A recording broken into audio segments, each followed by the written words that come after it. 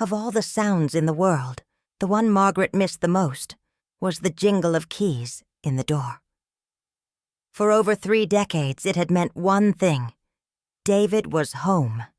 He'd toss them into the ceramic bowl by the entryway, kiss her on the cheek, with a tired smile, and ask what was for dinner, always adding, "Smells like heaven in here, babe." But lately, the silence was louder than ever. Margaret adjusted the cushions on the living room couch for the 3rd time in 10 minutes. The roast was already resting on the stovetop, the wine decanted, candles flickering softly. It was their anniversary. Not one of the big ones, but still, 34 years. She'd put on his favorite deep green dress, the one he once said brought out the color of her eyes. Her hair was curled, makeup subtle but careful. She'd even found the vintage jazz record they used to dance to in their first apartment, back when they still shared takeout on the floor because the table hadn't arrived. She glanced at the clock. 56 p.m. He was supposed to be home at 6. She reached for her phone, hesitated, then set it back down. No texts. No missed calls. Margaret sat down, legs crossed at the ankle like her mother had taught her. She smoothed her dress and stared out the window. The twilight bled into the room like a slow leak, casting soft shadows across framed photos. David in his early days at the startup, the kids at graduation, the 2 of them laughing at the beach 5 years ago. She used to be someone, not just someone's wife. She had worked in HR for nearly 20 years, had her own office, her own calendar, her own identity. But when David's business began to grow, and he asked her to step back and help at home more, she didn't hesitate. She believed in him. She always had. She gave up the paycheck, the power suits, the morning meetings with too much coffee and not enough creamer. In return, she got this: an empty dining table, an untouched meal, and a husband who no longer looked her in the eye. The front door finally opened at 8:17. David walked in, not with guilt, not even with surprise, but with the mechanical presence of a man who lived on autopilot. He dropped his keys. No kiss, no glance at the table, no comment on the wine or candles. Margaret stood. "You're late." He glanced at her, barely. "I told you I had drinks with the investors." "No, you didn't." He exhaled sharply, like the conversation itself was an inconvenience. "Margaret, can we not do this tonight?" She looked at him. Really looked. The man in front of her was a stranger wearing her husband's face. His gray was showing more, and there were deeper lines around his mouth, but that wasn't what had changed. It was the coldness, the absence. She used to be able to read his moods like sheet music. Now it was static. "I made dinner," she said softly. "Eat without me," he muttered, already halfway down the hallway. She stood there a moment longer, letting the quiet wrap around her like fog. It wasn't just tonight. It hadn't been just tonight in a long time. There had been missed birthdays, anniversaries, even Christmas Eve last year. He said a client emergency had kept him at the office, but she later found a receipt from a luxury hotel downtown. She never asked. Maybe because she didn't want to know. Or maybe because deep down, she already did. As the jazz record played a slow, mournful tune in the background, Margaret sank into the couch. Her chest tightened, but the tears didn't come. She had learned how to keep them back. Tomorrow she'd go to work, smile politely, be efficient, organized, invisible, and come home to more silence. She thought about the email her boss had sent. That morning, something about restructuring, early retirement packages, budget cuts. It hadn't hit her then. Not really.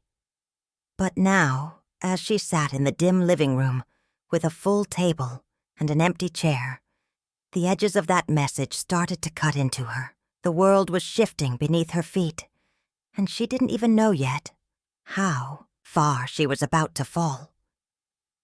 Have you ever been made to feel like your worth disappeared the moment you stopped producing? What would you do if someone you loved turned on you the moment you needed them most? Let me know in the comments. And don't forget to subscribe so you don't miss how Margaret rewrites her life, one brave decision at a time. Margaret sat in her car, fingers tightening around the steering wheel as she stared at the email again. The subject line hadn't changed. Organizational changes, effective immediately. The rest of the message was just as sterile, filled with phrases like streamlining and operational efficiency, which really meant one thing: she was no longer needed. She'd been called into her manager's office that morning. The tone was sympathetic, the words rehearsed. "It's not about your performance, Margaret. You've been wonderful. This was a company-wide decision. Early retirement package, generous severance. We truly appreciate your years of service." Margaret hadn't said much. She remembered nodding, maybe even smiling. But now, in the stillness of her parked car, it hit her like a freight train. She was 60, unemployed, and worst of all, she had no idea how to tell David. When she finally walked through the front door, her heels clicking against the hardwood, the house was empty. David had left early for a meeting, or so he said. Margaret placed her bag on the kitchen counter and stared at the fridge door. A magnet held up a photo of their daughter, now living in another state, smiling with her new fiancé. Another magnet held the monthly budget. David's scribbled notes about cutting back on groceries, as if the weight of their finances now rested solely on her shoulders. She poured herself a glass of water, then walked to the bedroom and sat on the edge of the bed. "He'll understand," she told herself. "He has to." When David walked in that evening, it was close to 7. No smile, no hello, just the sound of his shoes coming off and the thump of his laptop bag hitting the hallway bench. "Hey," she called gently. "Can we talk for a minute?" He didn't look up. "Can it wait? I've had a brutal day." Margaret stood in the doorway, hands trembling slightly. "So have I." That made him pause. He turned toward her, finally noticing the strain in her voice. "What's going on?" She took a breath. "I was laid off." Silence. David blinked. "What?" "The company's restructuring. I was offered early retirement," he scoffed, barely concealing the bitterness in his voice. "Early retirement?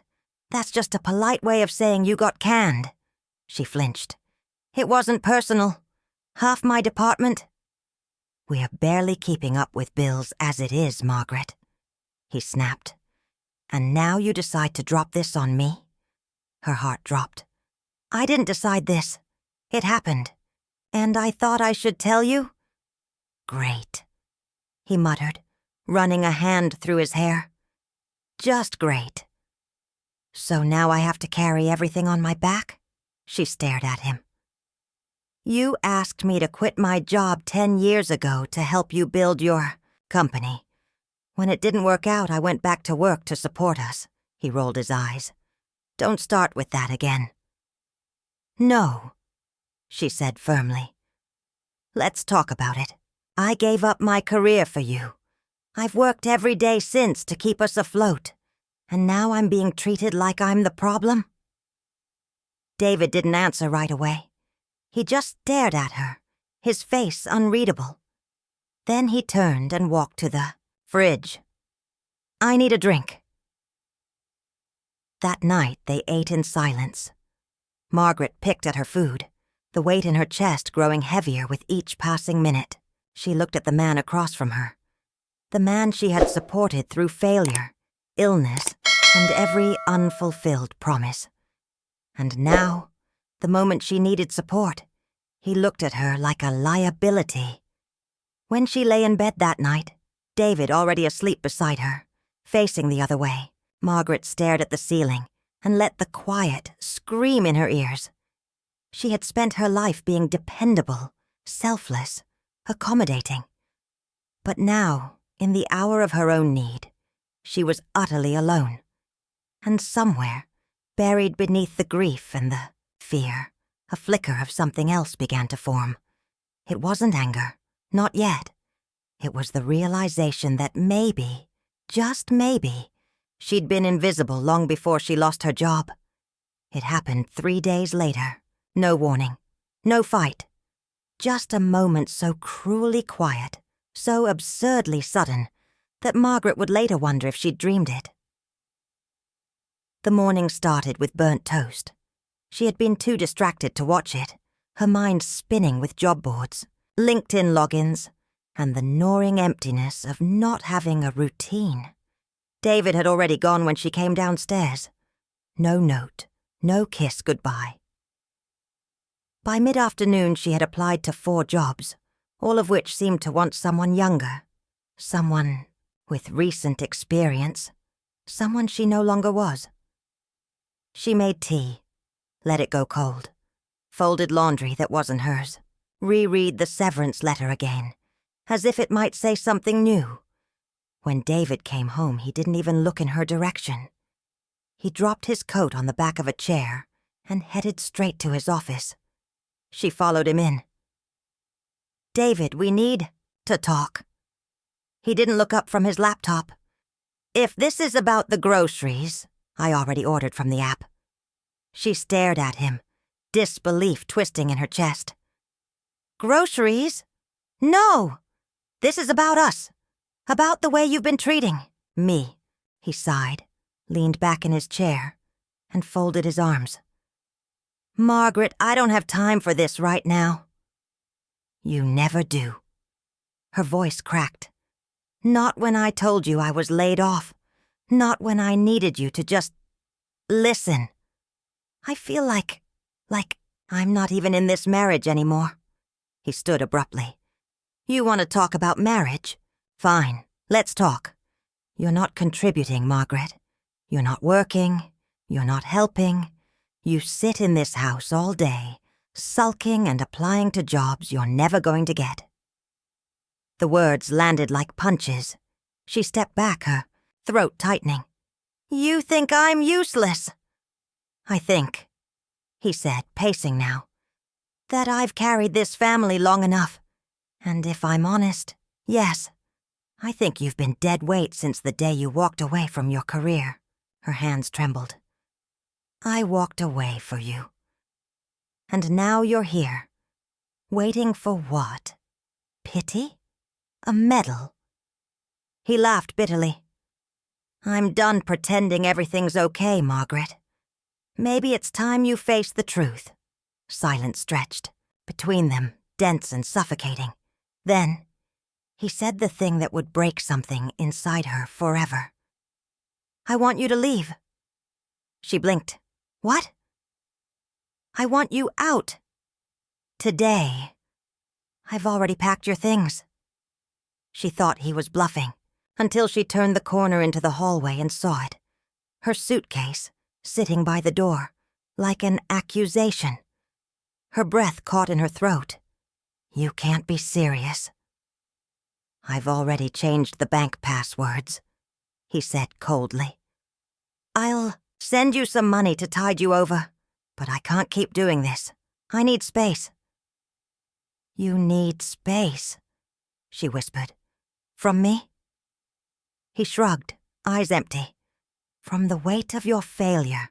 The sentence hung in the air like poison. She didn't remember picking up the suitcase, didn't remember walking out the door, only the sound of it closing behind her, that final click. Margaret stood on the front step, the evening chill biting through her cardigan. The sky was darkening, but not quite night. Streetlights flickered to life one by one. She didn't cry. She couldn't. Instead, she walked to the curb, sat on her suitcase, and looked down the road as if waiting for something, anything, to come. Her phone buzzed. It was a message. From Linda. I heard what happened. I have a spare room. Come stay with me."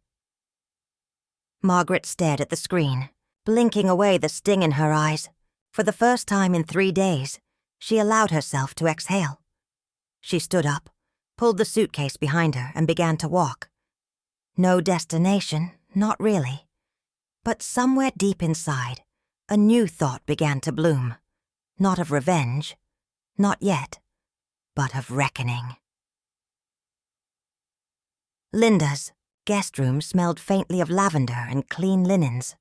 The walls were painted a soft sage green, and a small lamp by the bed cast a warm golden light across the room. It was quiet.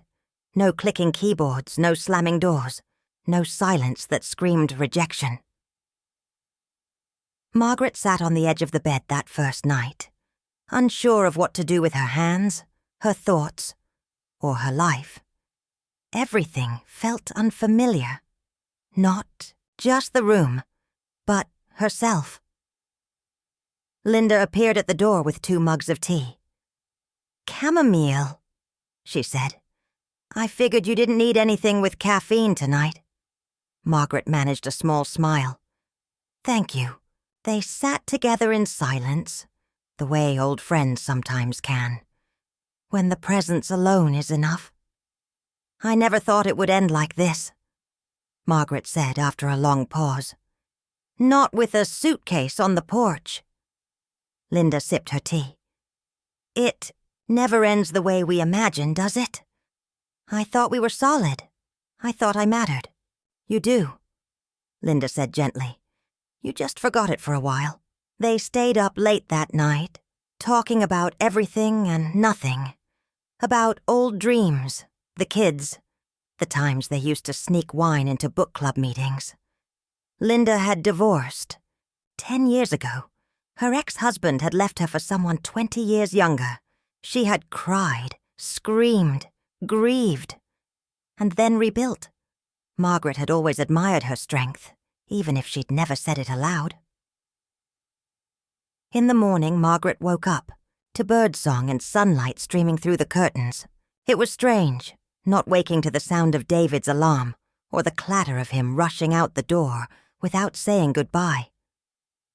Linda knocked lightly on the door. "Put on something comfortable. I'm taking you somewhere." They drove across town to a cozy community center tucked between a yoga studio and a bakery. Inside, women of all ages, most of them over 50, sat in circles, sipping coffee, sharing stories, laughing too loud. The banner on the wall read, "New bloomers, starting again together." Margaret hovered by the door, hesitant. Linda nudged her forward. "Just sit, listen. You don't have to say a word." The meeting that day was about rediscovering identity after loss, of a job, a partner, a sense of self. Women spoke of divorces, layoffs, children who had stopped calling, bodies that no longer cooperated. But they also spoke of resilience, of starting businesses, writing books, falling in love with life again. Margaret didn't speak. Not yet. But she listened, and for the first time in weeks, she didn't feel alone. That afternoon, she signed up for 2 workshops, one on basic accounting, the other on building a professional resume after a long break. She had always been good with people. HR was never just about policies. It was about human stories, the real mess of lives colliding in the workplace. Maybe that still mattered. Maybe she still mattered.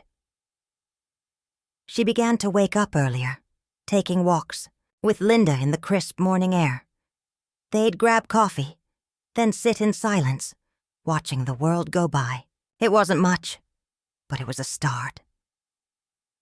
One afternoon, she opened her old laptop and stared at the blinking cursor in a blank Word document. She wasn't sure what she was writing. Maybe a letter, maybe a journal entry, maybe a story.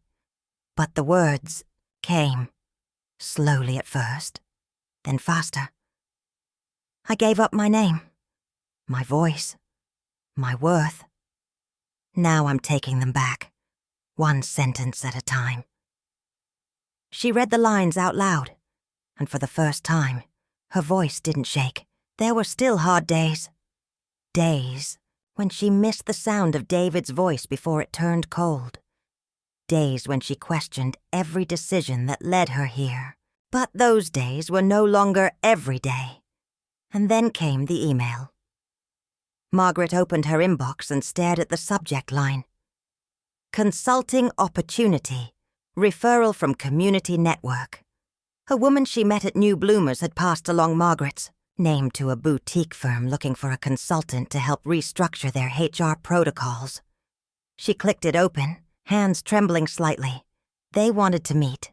In person. Next week. She read the email again, then stood up from the kitchen table and walked to the mirror.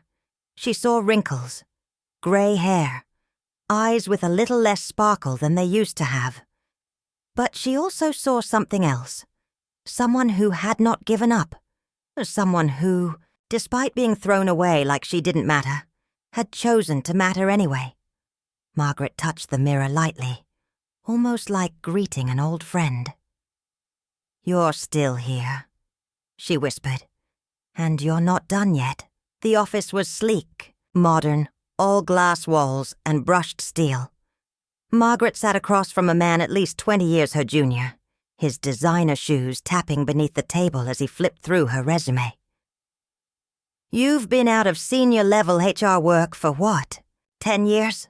he asked, not unkindly, but with the casual tone of someone who had already made up his mind. Margaret smiled calmly. "That's right. But people haven't changed. Systems have. And I've been studying both." He paused, looked at her again, this time a little differently.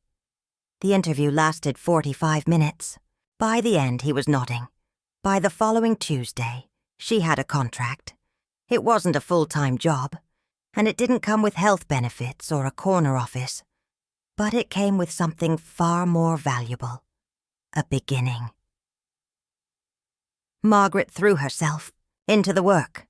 She brushed up on labor laws, redesigned outdated onboarding processes, and helped navigate a delicate termination issue with a level of empathy the company hadn't seen before. Clients asked for her by name. Younger co-workers leaned in when she spoke. She wasn't invisible here. She was essential. A month passed, then 2, and then a familiar name popped up in her inbox. David Reynolds. Subject, "Let's talk her heart," stuttered. She opened it slowly. "Margaret, I heard from someone in the network that you've been consulting with Whitman Group. I didn't know you were back in the field. We could use someone like you. Let me know if you'd be open to a conversation." "David!"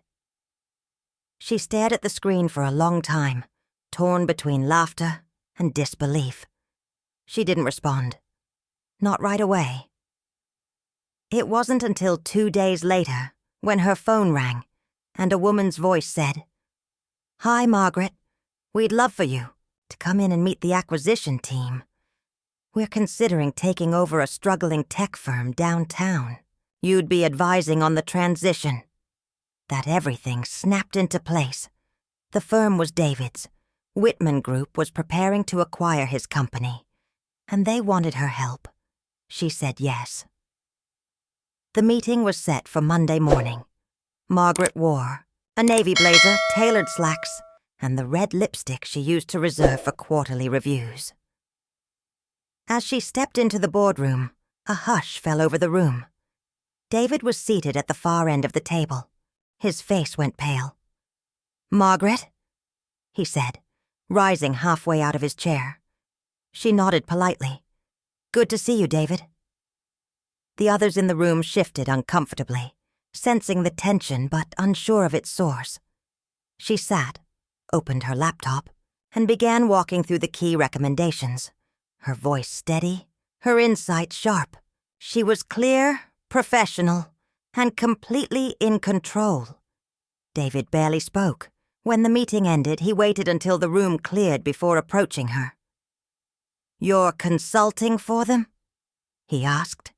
eyes wide with disbelief. "I am." "Why, didn't you tell me?"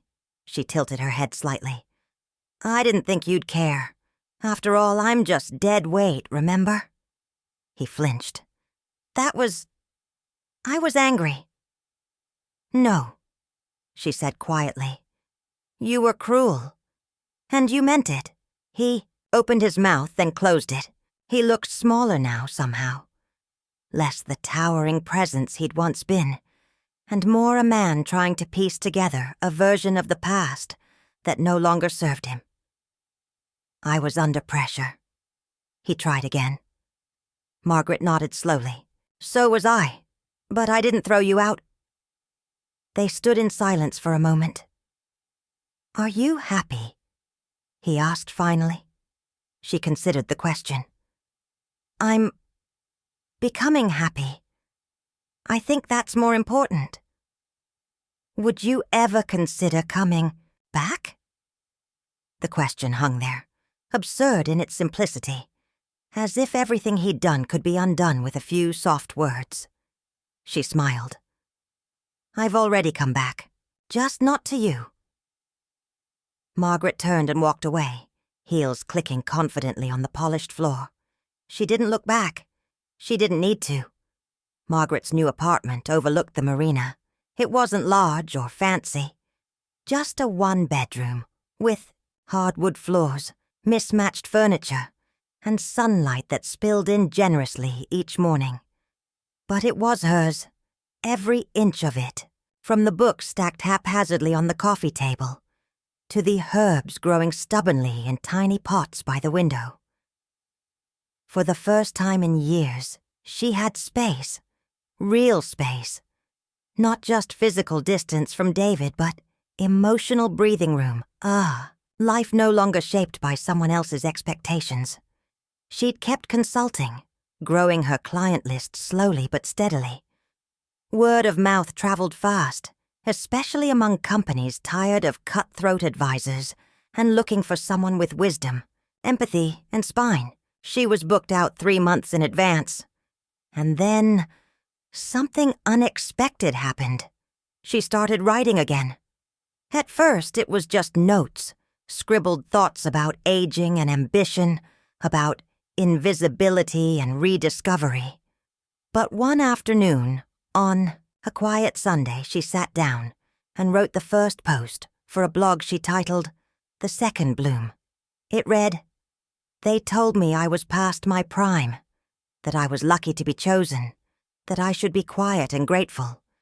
But I've found that bloom doesn't belong to youth. It belongs to anyone brave enough to start again." She hit publish without overthinking it, then closed her laptop and went on with her day. By morning, the post had over 1,000 shares. Messages poured in, from women in their 50s, 60s, 70s, thanking her for saying out loud what they had been afraid to whisper. One said, "I thought I was the only one who felt like furniture in my own home." Another wrote, "You reminded me that I don't have to shrink just because I turned 60. She cried reading them, not from sadness, from recognition. A week later, she was invited to speak at a local women's group. Then another, then a podcast. Doors kept opening, and Margaret walked through each one with a grace she didn't know she had earned. One afternoon, she was sipping tea by the window when a knock came at the door. She opened it to find a woman in her 70s, silver-haired, eyes kind but tired. "Hi," the woman said, clearing her throat. "I hope this isn't strange. My daughter shared your blog with me. I've read its every post. Twice," Margaret smiled. "Come in." They sat on the couch, and the woman told her story. A familiar one. A long marriage, years of quiet service, then being left behind like a used coat. Margaret listened, not as a coach or consultant, as someone who had been there, who had survived it, and then chosen to bloom. Later that night, as the moon rose over the water and the city lights blinked in the distance, Margaret sat on the floor of her apartment, surrounded by stacks of printed comments from her readers. She thought of the girl she used to be, the woman who believed loyalty was the same as love, the wife who had stood on the porch, suitcase in hand, feeling worthless. She wasn't that woman anymore. Now she was something else. Not just independent, not just successful, but whole. She looked out at the marina, where boats swayed gently under the night sky, and whispered to no one in particular. I thought being discarded meant the end, but it was just the beginning. And this time, when the door closed behind her, it wasn't shutting her out, it was opening her in. The invitation came in a cream-colored envelope, tucked among bills and junk mail. Margaret almost tossed it aside, until she noticed. She stood in the doorway of her apartment, the sun dipping low behind her, casting golden light across the envelope. For a long time she didn't move. Then slowly she opened it. Margaret, there's a networking gala next month. Whitman, your new client, will be honored. I'll be there. I'd like to talk. David. She read it twice, then once more. She thought about ignoring it, but the truth was, she didn't feel fear anymore. Not around him. Not around anyone. She arrived at the gala in a tailored black dress, hair swept into a soft twist, a silver necklace gleaming at her collarbone. People turned as she entered, not because she was flashy, but because she moved with purpose, with calm, with something they couldn't quite name. David spotted her from across the room. His posture stiffened, the glass in his hand pausing midair. She walked toward him slowly, not like someone coming back, but like someone coming full circle. Margaret, he said, voice unsure. You look whole, she offered one, eyebrow raised. He gave a sheepish smile. That too. There was a long pause between them, filled with everything that had gone unsaid over the years. I've been following your work, he said. The blog, the workshops. I didn't know you had that in you. She sipped her champagne. You never asked. David looked away, ashamed. I was wrong. About so many things. About you. Margaret tilted her head. You were afraid, that's all. Afraid of your own failures, and you projected it onto me. He nodded slowly. I miss you. Her eyes softened, but she didn't move closer. You miss who I used to be. The quiet version. The smaller one. He didn't deny it. She smiled. Not bitter, not smug. Just honest. I'm not that woman anymore, she said. And I don't want to be. David blinked back something. Regret, maybe. Or understanding. I hope you find what you're looking for, she added gently. But it won't be me. She turned and walked away, the hem of her dress brushing against polished floors, her heels echoing like punctuation marks to a sentence, finally, gloriously, complete. Later that evening, Margaret stood alone on the balcony, looking out at the city below. It shimmered like possibility. She had expected her story to end in loss, but now she saw it differently. What felt like an ending was really just the moment she took the pen back from someone else's hand and started writing her own story. And this time she wasn't asking permission. A few weeks later, Margaret received a handwritten letter in the mail. No return address. Inside was a single page, neat cursive, careful words. I listened to your story on the podcast. I'm 62. My husband left last spring. My kids don't call much. I thought I was done. But then I heard you say, it's not too late unless you believe it is. So today, I signed up for a computer class. Thank you for not giving up on yourself. Because now, maybe I won't either.